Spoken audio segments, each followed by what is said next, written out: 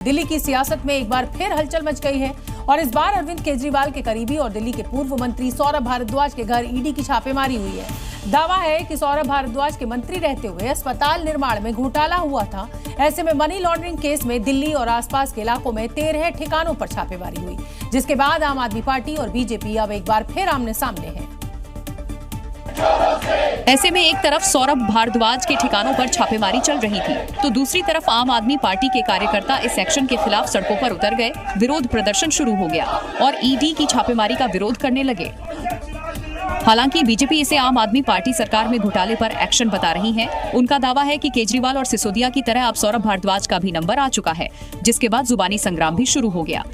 सौरभ भारद्वाज हो, अरविंद केजरीवाल हो, मनीष सिसोदिया हो या सत्येंद्र जैन हो, ये सब वो भ्रष्टाचारी हैं जिन्होंने भ्रष्टाचार की गंगा में खूब गोते लगाए हैं। सौरभ भारद्वाज तो मंत्री ही नहीं थे जब ये फैसला अस्पताल निर्माण का हुआ है, तो ये सिर्फ और सिर्फ ध्यान भटकाने की साजिश है।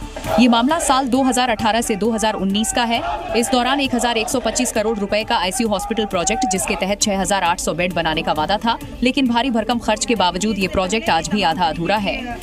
देश के सबसे लोकप्रिय मुख्यमंत्री योगी आदित्यनाथ के नेतृत्व की तारीफ अमूमन होती रहती है, लेकिन इस बार तो इसरो के चेयरमैन और उनकी तरफ से जमकर योगी के लिए कसीदे पढ़े गए। मौका अंतरिक्ष यात्री शुभांशु शुक्ला के आगमन पर स्वागत कार्यक्रम का था, जिसमें इसरो के चेयरमैन वी नारायण भी पहुंचे। इस कार्यक्रम के दौरान वी नारायण ने सीएम योगी आदित्यनाथ की जमकर सराहना की। Chief minister of UP for arranging such a wonderful felicitation function. Even though I am from Kanyakumari, we always look at UP, how the UP CM is governing and taking the UP to greater and greater heights, and thereby the country is growing. इधर इसरो के chairman CM योगी की तारीफ कर रहे थे, उधर deputy CM Brajesh Pathak बार बार CM योगी की तरफ उनका एक्सप्रेशन देख रहे थे। इस दौरान वी नारायण ने कहा, यूपी का विकास अन्य प्रदेशों के लिए प्रेरणा स्रोत है। योगी सरकार की योजनाओं की हर तरफ चर्चा होती है। इससे पहले सीजेआई बीआर गवई भी मुख्यमंत्री योगी की लीडरशिप की तारीफ कर चुके हैं और उनके मॉडल की जमकर सराहना कर चुके हैं। उत्तर प्रदेश में सत्ता के फाइनल यानी 2027 विधानसभा चुनाव की तैयारी में समाजवादी पार्टी जुटी हुई है और इसके लिए वो संगठन में बड़ा बदलाव भी करेगी, जिसमें जातीय समीकरण से लेकर दावेदार की सक्रियता तक हर पहलू पर ध्यान दिया जा रहा है, जिसमें अखिलेश यादव पीडीए फॉर्मूले पर सबसे ज्यादा जोर दे रहे हैं और नेताओं के साथ मंथन भी होगा। यानी मिशन 27 से पहले समाजवादी पार्टी अपने सेनापतियों को नया रूप देने जा रही है।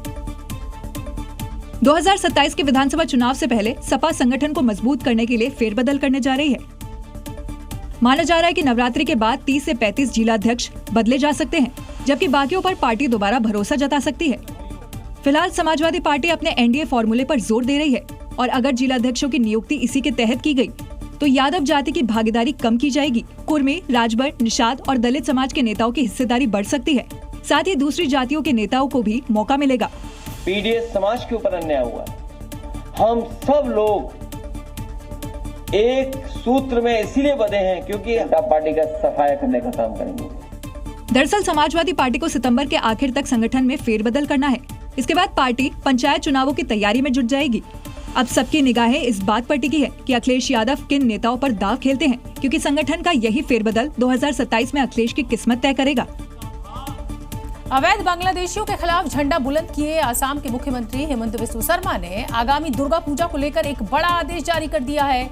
सीएम ने पुलिस विभाग को स्पष्ट हिदायत दे दी है कि पूजा के दौरान कोई भी गड़बड़ी या उपद्रव अगर करता हुआ कोई भी व्यक्ति पाया गया तो सीधे गोली मार दी जाए। सीएम हेमंता असम के धुबरी के दौरे पर गए थे। यहाँ पत्रकारों ने उनसे इस बारे में पूछा तो उन्होंने फिर से इस बात की पुष्टि कर दी। ধুবুৰীত কোনো উৎপাত নাই, ধুবুৰীত একো গণ্ডগোল নহয়। দুৰ্গা পূজাৰ সময়তো শুট এণ্ড সাইট অৰ্ডাৰ থাকে। আমি অৰ্ডাৰ উইথড্ৰ কৰা নাই, চলি আছে। গতিকে ধুবুৰীত গণ্ডগোল কৰিলে বিপদ আছে। गौरतलब है कि असम में ऐसे कई मामले सामने आते रहे हैं, जहां कई इलाकों में मुस्लिमों की आबादी ज्यादा होने पर हिंदुओं को पूजा करने से रोका जाता है। हेमंता सरकार असामाजिक तत्वों के खिलाफ बुलडोजर कार्रवाई तो करती ही रही है और अब तो बुलेट कार्रवाई का भी आदेश दे दिया है। Zee News।